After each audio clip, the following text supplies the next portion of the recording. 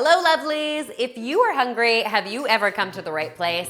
Because today we are celebrating National PB&J Day with 3 new awesome ways to enjoy this classic flavor pairing.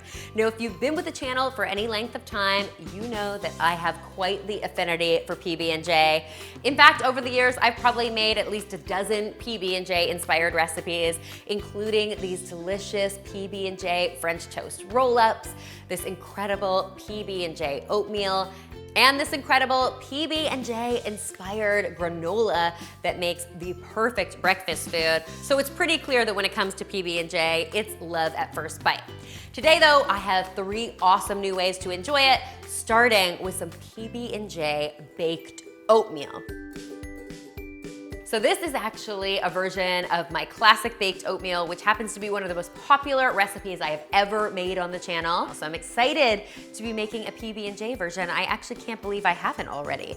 It all starts with some old-fashioned oats in my bowl. We'll just get those in there, and then I'm going to add some sweetness with a little brown sugar. You can swap in some coconut sugar if you wanted to here. Either will work just as well. And I'm also going to add a good helping of baking powder. Now, it's important to stir your baking powder around really well before adding your wet ingredients because you want to make sure your baked oatmeal gets lots of nice lift. So it's not super dense and chewy, but nice and light and fluffy. Once that's all mixed up, we will start to add our wet ingredients, starting with some milk. If you don't want to use dairy milk in this recipe, go ahead and use almond milk instead. Next, I'm going to add 2 beaten eggs to this. For even more tastiness, we are adding some mashed banana. If you don't have mashed banana, applesauce is a good substitute. And of course, we need our peanut butter because this is PB&J after all. And finally, we are adding a splash of vanilla extract. All super good stuff we can feel good about. The breakfast of champions, my friends. I'll give this all a good stir until it's well combined, and then I'll just transfer it by the ice cream scoopful to a muffin tin that has been lined with some parchment cupcake liners. If you've never used these, they are an absolute godsend in the kitchen. I will link some in the description box below. They are super, super handy. Now trust me, at this point, these would be delicious just as they are. But since it is PB&J Day, we need the J in this recipe. And for that, I am using some delicious raspberry jam, which is sweet and tart and perfect in this recipe. I'm basically just gonna add a little spoonful to the top of each of my muffins, and then I'm going to gently stir it in to create a bit of a swirl pattern. We'll get these into the oven at 375 degrees Fahrenheit for between 25 and 28 minutes. These might actually be the best looking baked oatmeal I have ever made, and they are still bubbling and ooey gooey and delicious. They're completely set. Once they're cool, you can go ahead and enjoy them. I like storing them in the refrigerator. They'll last for up to 7 days there, or go ahead and make an extra batch and pop them in the freezer. They'll be good there for up to 3 months. Now that is PB and genius, if you ask me. Next up, guys, we have got these adorable PB&J thumbprint cookies. I love these cookies because they are gluten-free, and instead of traditional refined sugar in this recipe, we are actually using coconut sugar. It's got just 5 ingredients and it's super tasty.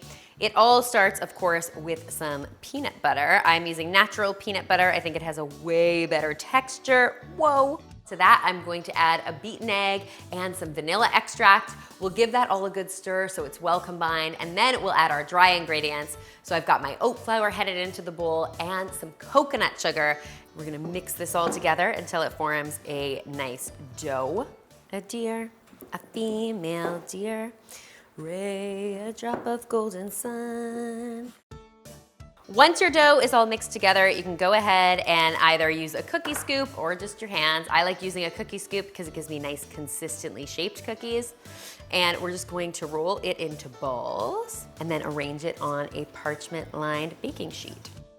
So being thumbprint cookies, of course, these need a thumbprint in the center. Otherwise, we would have nowhere to put our delicious jam. It's also going to help the cookies cook a little more evenly, which is just a nice bonus to have. Thumbs up for your super handy opposable thumb. We're going to get these into the oven at 350 degrees Fahrenheit for about 5 minutes. We just want to give them a bit of a head start before adding our jam so that our jam doesn't burn during the cooking process. After between 5 and 7 minutes, we'll take our cookies out, and that means it's time to get our Jim Jam on. And I am just going to add a dollop of jam to the center of each and then get them back into the oven for between 10 and 12 minutes. Now, when they come out of the oven, the cookies are going to be quite soft at first, but as they start to cool, they'll get a much crispier texture, and that, of course, is beautifully complemented by that delicious jammy center. These thumbprint cookies get 2 thumbs up. Now, somebody get me some milk. Finally, guys, we are going to be taking a classic PB&J sandwich right over the top, because our PB&J sandwich today is going to actually be cooked on the stove. If you've never had a grilled PB&J sandwich, I think I'm about to change your life. For this recipe, I'm using a nice crusty French bread. You can use really any sandwich bread you like. And the idea here is that we are gonna start by buttering the outside of our bread. Next, I'll add some peanut butter to one side of my bread and some jam to the other side of my bread. I'm going strawberry here, but you can use whatever jam is your jam. No problem at all. To make this even more incredible, I am also going to pile on some sliced strawberries. You could also do this with some sliced banana or even some grapes that you've cut in half. All of that would be real tasty. And then I'm gonna get a skillet fired up over medium-high heat and get these into the pan. You'll know that they're ready to flip when they are nice and golden on one side. Let's get this flipped. Guys, this is gonna rock. As you can see, I'm very passionate about my PB&J. Crispy and golden on both sides, all heated through. Trust me, you will never be able to go back to a traditional PB&J sandwich. You have my word on this one. I hope you will give all 3 of these tasty recipes a try and that they help you celebrate PB&J Day in the most delicious of ways.